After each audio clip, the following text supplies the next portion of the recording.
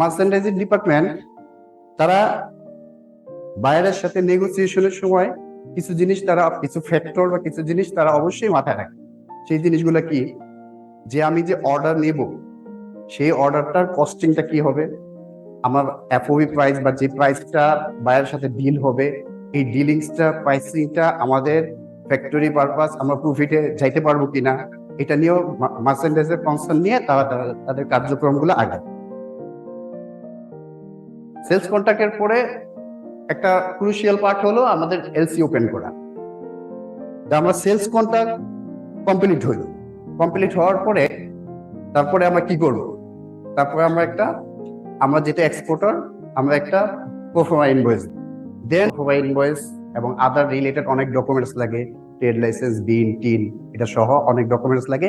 সেই ডকুমেন্টস গুলা বায়ার যখন তার ব্যাংকে দিবে, তার ব্যাংকে বলতেছে LC issuing bank, foreign bank যেটা এলসি ইস্যুইং ব্যাংক, সে ডকুমেন্টস চেক করে একটা নির্দিষ্ট পরিমাণ মার্জিন নিয়ে বা নিয়ে তার এলসিটা ওপেন করবে।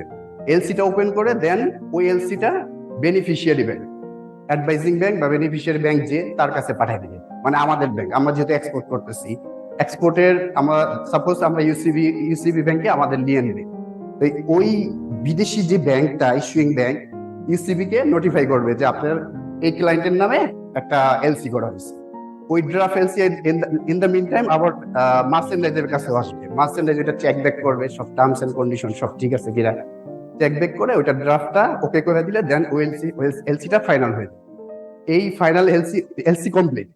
এখন হলো এলসি ওপেনিং কমপ্লিট হইলে দেন মার্চেন্ডাইজার কি করে, অর্ডারের যে প্রসেস, যেন প্রোডাকশনে যায়, প্রোডাকশনে যাওয়ার পরে আদার্স যে প্রসেস গুলা মেনটেন করে। তো এই জায়গায় এলসি ডকুমেন্টস প্রথম স্টেজে দেখা যায় শিপমেন্টের পর্যন্ত, আপনি শিপমেন্ট পর্যন্ত এলসি ডকুমেন্টস গুলা, মানে শিপমেন্টের আগ পর্যন্ত কিছু দায় দায়িত্ব থাকে দুইজনের মধ্যে। এই দায় দায়িত্বটা হলো ইনপুট টার্মস এর দ্বারা ফাইনাল হয়, যে ইনপুট টার্মস কি মেন্টের ডিপেন্ড করে এই এলসি টার্মস এর দায় দায়িত্ব গুলা ডিস্ট্রিবিউশন করা হয়। এভাবে এলসিটা কমপ্লিট হওয়ার ফলে দেন আমরা কি করি, মাস্টার এলসি। এই যে এলসিটা হলো এক্সপোর্ট এলসি, এটাকে আমরা বলতেছি মাস্টার এলসি, কারণ এটা হলো এক্সপোর্ট এলসি, এটার এগেইনস্টে আমরা কি করব, র মেটেরিয়াল প্রকিউরমেন্ট করব, মানে ব্যাক টু ব্যাক কিছু এলসি করব। তো ব্যাক টু ব্যাক এলসি করার জন্য এলসির প্রসেস কিন্তু সেম। ব্যাক টু ব্যাক আমরা এক্সপোর্ট এলসির এগেইনস্টে ডিএন করে ব্যাক টু ব্যাক এলসি করব।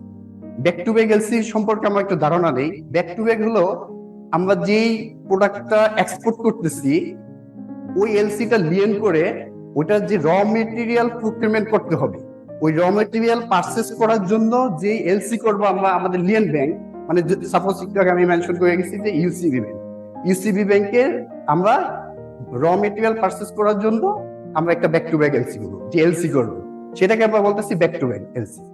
এই back to back LC complete হবে, দেন আমরা র মেটেরিয়াল প্রকিউরমেন্ট প্রসেসটাও কমপ্লিট হবে ইন দ্য মিন টাইম, কারণ ব্যাক টু ব্যাক এর উপর ডিপেন্ড করে র মেটেরিয়াল পারচেজ। আমাদের নরমালি আরএমজি সেক্টরে ব্যাক টু ব্যাক এর পার্সেন্টেজ 65 থেকে 70% পর্যন্ত আমার র মেটেরিয়াল যেগুলো ইনস্ট্রুমেন্ট গুলো আছে, অ্যাক্সেসরিজ, ট্রেনস প্লাস আদার্স যে র মেটেরিয়াল লাগে এর মধ্যে লিমিটেড থাকে। তারপরে এলসি এট সাইট, এখন আছে এলসিটা পেমেন্টের টার্মস এর উপর ডিপেন্ড করে এলসি এট সাইট ডেফার এলসি হয়।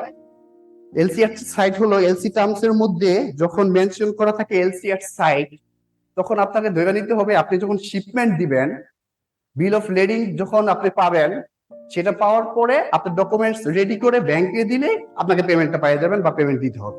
এটা এলসি হল এট সাইটের ডেফিনেশন বা মিনিংটা এটা বুঝবেন। আর ডেফার্ড এলসি বোঝায় আপনি শিপমেন্ট দিলেন, ডেফার্ডের আবার বিভিন্ন ডিউরেশন আছে, সেটা হলো 90 ডেজ, 30 ডেজ, 120 ডেজ, বিভিন্ন যেটা মেনশন করা থাকে। সেটা যখন মেনশন করা থাকবে তখন বুঝতে হবে যে আপনি শিপমেন্ট করলেন, শিপমেন্ট করার পরে ওই 120 দিন যদি মেনশন করা থাকে 120 দিন পর আপনাকে পেমেন্ট দিতে হবে, ডেফার্ড। তারপর একটা এলসি আছে ইউপাস এলসি। এখন আপনি ইউপাসের ধারণাটা একটু ডেফার এবং অ্যাট সাইটের কম্বিনেশন। কি জন্য কম্বিনেশন? ধরেন আপনি ব্যাক টু ব্যাক এলসি করছেন, তো ব্যাক টু ব্যাক এলসি করছেন চায়না থেকে কিছু র মেটেরিয়াল আনেন, চায়না থেকে যদি র মেটেরিয়াল আনতে যান, চায়নার ক্লায়েন্ট বলতেছে যে আমি ডেফার এলসি নিব না, তাহলে কি করতে হবে? আপনার তো ডেফারেন্সি নিলে এমন হইতে পারে যে ডেফারেন্সি দিবেন, আপনার প্রোডাক্টের প্রাইস বেশি হবে, তো ওই ক্ষেত্রে তো আপনার প্রাইস বেশি দিলে আপনার লস, ঠিক আছে? তো সে ডেফারেন্সি দিবে না, তার মানে তাকে আপনাকে এক সাইড এলসি দিতে হবে, কিন্তু আপনারও ফান্ড নাই, আপনি যে এক সাইড এলসি দিবেন, এক সাইড এলসি দিবেন, আপনারও ফান্ড ক্রাইসিস। আমরা এই দুইটা সলিউশন করতেছে হলো আপনি ইউপাস এলসি। কিভাবে সলিউশন করতেছেন? এই জায়গায় মাঝখানে একটা মিডল ব্যাংক ইউজ হয় অথবা নাও হইতে পারে।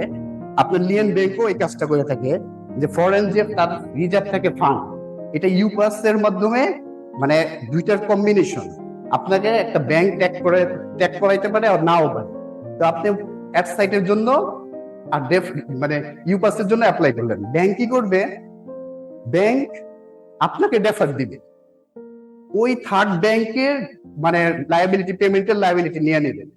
অথবা আপনার নিজস্ব ব্যাংক যেটা আছে লিয়েন করা, ওই ব্যাংক তার ফরেন এক্সচেঞ্জ ফান্ড থেকে একটা নির্দিষ্ট পরিমাণ ইন্টারেস্টে, এটা অলমোস্ট 7% বা লিবরের উপর ডিপেন্ড করে, এই ওইটার উপর বেস করে আপনাকে ডেফার করে দিবে, ইন্টারেস্টটা চার্জ করে ডেফার করে দিবে, আর বায়ারে এক সাইডে পেমেন্ট করে দিবে।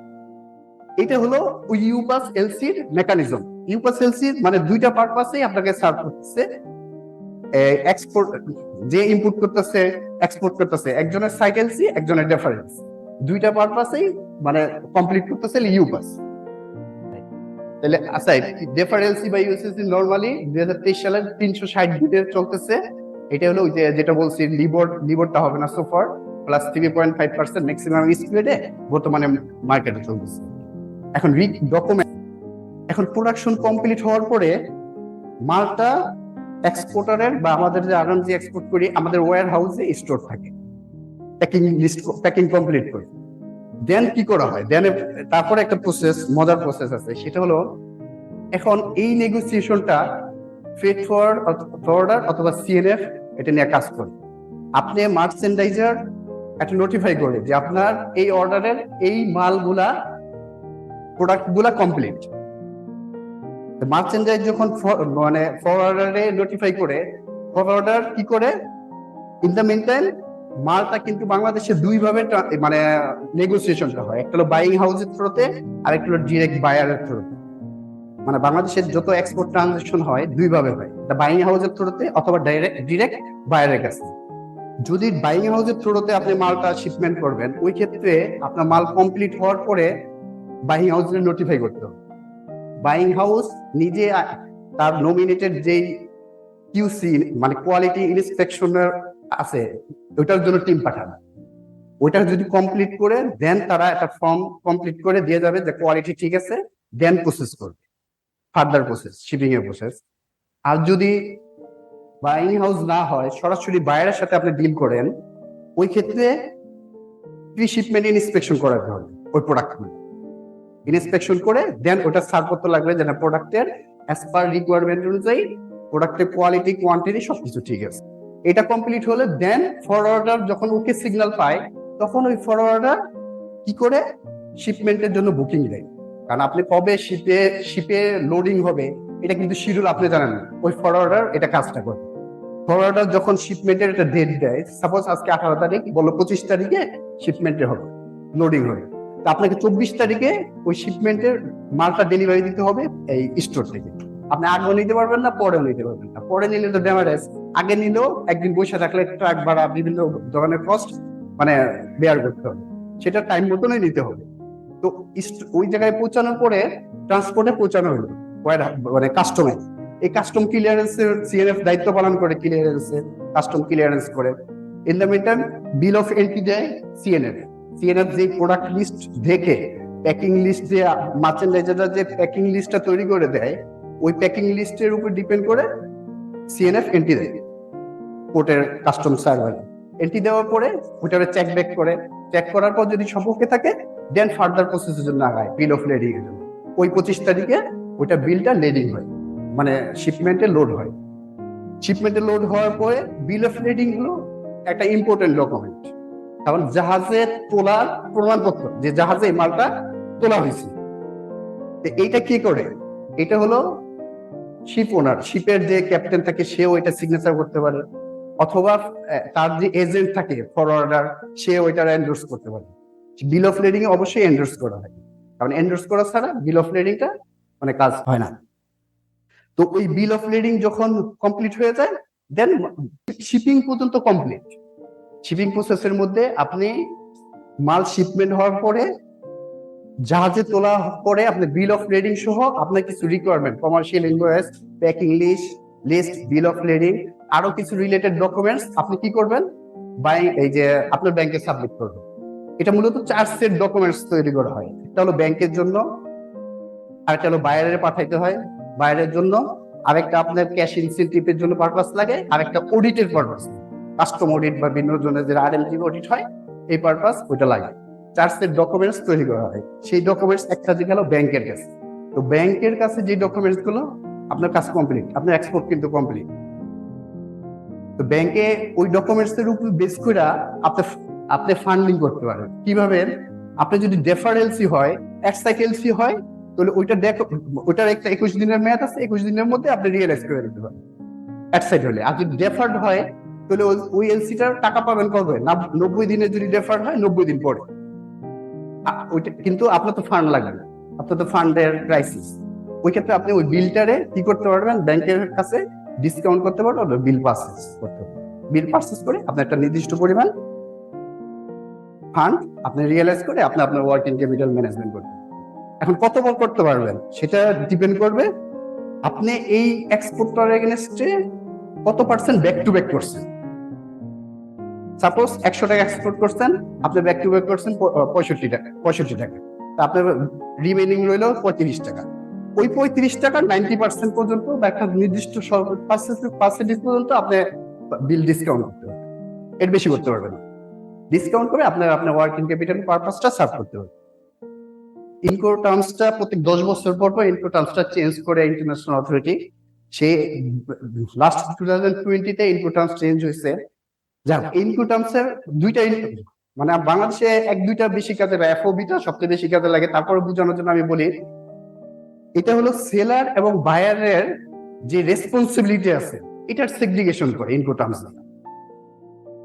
আপনার এলসিতে যদি বলা থাকে যে এক্স ওয়ার্ড শব্দটা, এক্স ওয়ার্ড মানে বোঝা যাবে যে এক্সপোর্টার শুধু মাল প্যাকিং করে তার ওয়্যার হাউসে রেখে দিবে, বাকি কাজ বাকি লায়াবিলিটি যাবে ইম্পোর্টারের কাছে।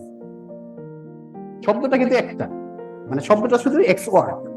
এই শব্দটা যদি মেনশন করা থাকে তাহলে আপনাকে বুঝতে হবে বায়ারের রেসপন্সিবিলিটি কতটুকু, ওই স্টোরের থেকে নিয়ে যাবে, আর সেলারের রেসপন্সিবিলিটি শুধু মাল কমপ্লিট করে স্টোরে রেখে দিবে, এতটুকু কাজ।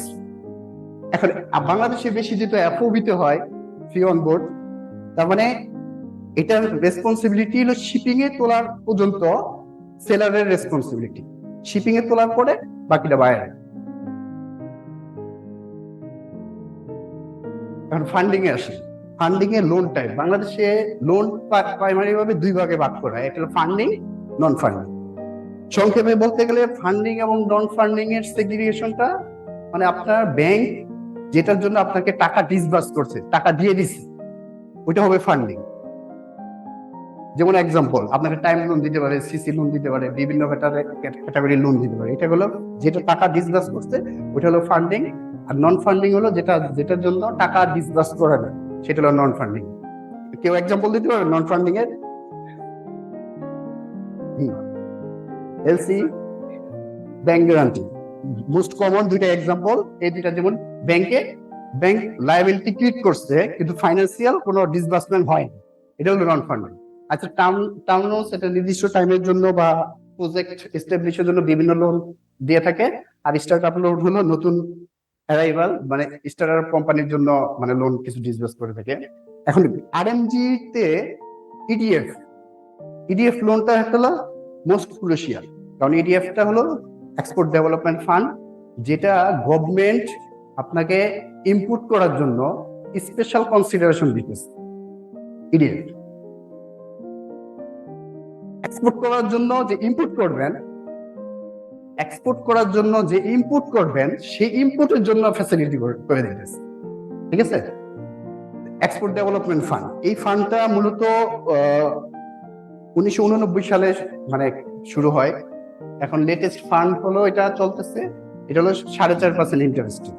4.5% ইন্টারেস্টের মধ্যে সেগ্রিগেশন হয়, বাংলাদেশ ব্যাংক চার্জ করে 3%, আর 1.5% হলো এডি ব্রাঞ্চ গুলো।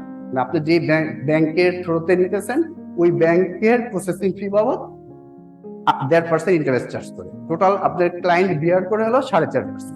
4.5% লোন নেয়, এটা মানে সর্বনিম্ন লোন রেট হয়তো এক্সপোর্টের জন্য। এই সুবিধা দিতেছে কেন? আপনার ফরেন রেমিটেন্স যেন মানে গার্মেন্টস সেক্টর একটু ভালোভাবে রেমিটেন্স আর্ন করতে পারে।